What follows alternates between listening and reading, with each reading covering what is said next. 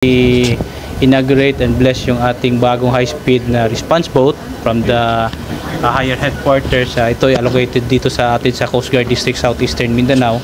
So ito kasi 40 units ito. So meron tayong isa rito and we are hoping na meron pang madagdag. Ito ay pinaka if compared dun sa ating mga floating assets na mga small boats, ito is mas high-tech siya. With masyadong mabilis, with the 40 knots maximum speed. May equipped din siya ng mga high-tech na navigational equipment na kaya nating mag-detect kung ano man yung mga posibleng nandyan sa sa dagat na in terms of law enforcement, search and rescue, environmental protection. Okay. Sir, may tatanong, magkano po ba daw yung cost ng nasabi po? Well, actually, honestly, sa amin kasi dito sa sa operating units, wala kaming idea magkano yung cost niyan. Kasi yung acquisition niyan doon sa higher headquarters. So, allocated lang sa atin dito sa sa mga operating units sa mga districts.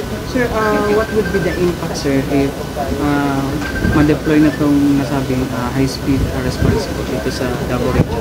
Well, yes, sir. Well, unang-una, of course, yung ating law enforcement. So, kaya na nating makipagsabayan, especially doon sa mga pumapasok dito ng mga reported na mga pumapasok ng mga smuggled goods, yung may pumapasok din na may mga reported din na illegal fishing, na kung saan dati is nahihirapan tayo kasi ang iba mabibilis, ang iba naman isa masyadong malalaki.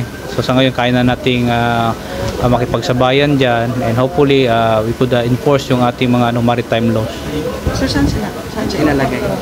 Sa ngayon naka-station siya dito sa Davao, sa Mayturil, pero ang kanyang focus area itong Davao City tsaka yung Saman. But pwede rin siyang i-deploy dito sa ating other AOR like yung province ng Davao del Sur, Davao Occidental, and even yung Davao Oriental. So, pero in times of disaster siya mag-deploy din? Actually, equipped din siya, especially during search and rescue and other mga relief operations, pwede natin siyang gamitin. Sa ngayon, yung maximum speed niya is 40 knots. So, mabilis na yun.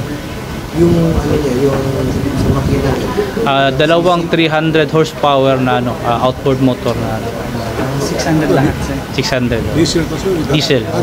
Turbo diesel kaya. Diesel, lahat dito sa atin? Hindi, actually 40 units is buong Pilipinas yon.